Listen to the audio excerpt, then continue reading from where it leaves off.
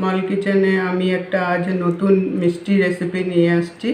তো আমি আজ দেখাবো দুধের সর দিয়ে সন্দেশ বানানো। তো দুধের সর নিয়েছি আমি এক বাটি।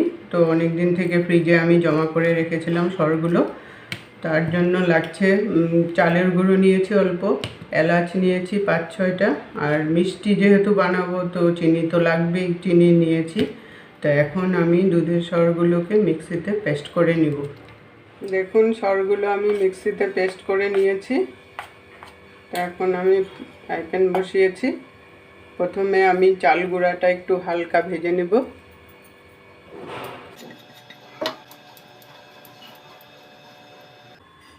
চাল গুঁড়াটা ভাজা হয়ে গেছে, আমি এখন নামিয়ে নেব।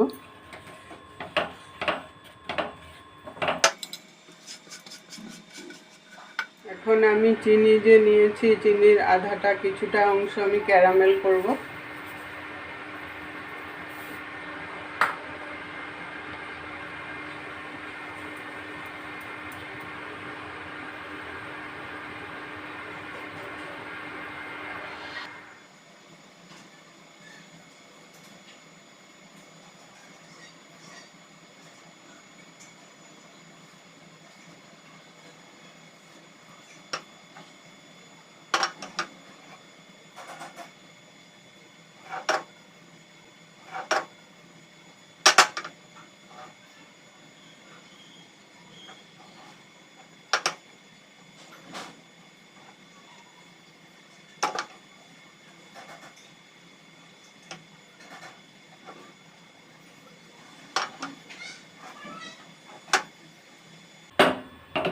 দেখুন চিনির কালারটা চেঞ্জ হয়ে গেছে, লাল লাল হয়ে গেছে।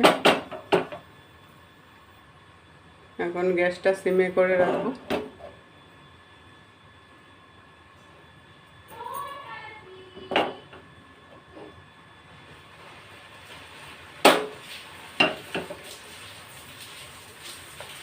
এখন আমি সরের পেস্টটাকে দিয়ে দেব।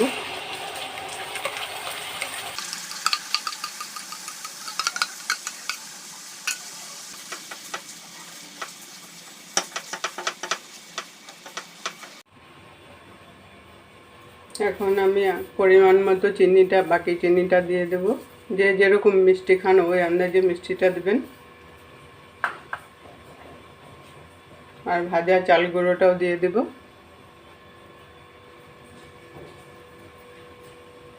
দিয়ে আমি এটাকে নেড়ে নেড়ে শুকাতে থাকবো।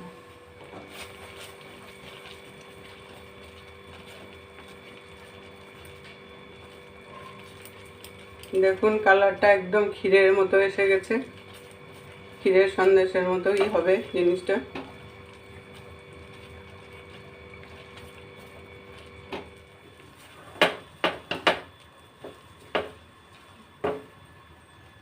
এখন আমি এলাচ গুঁড়োটা দিয়ে দেব। এলাচগুলো গুঁড়ো করে নিয়েছি কুটনিতে।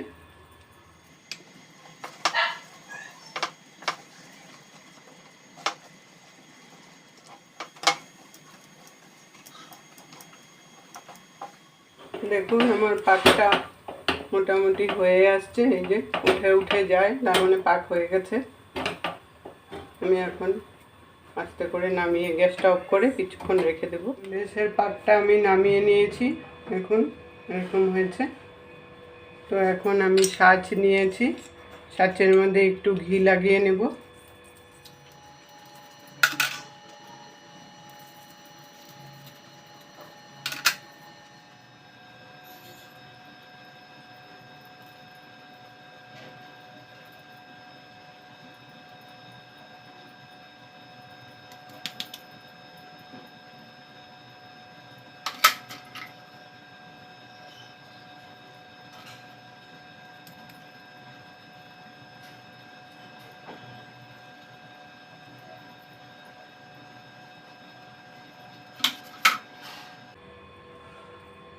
দেখুন এইভাবে সন্দেশগুলো আমি বানিয়ে নেব।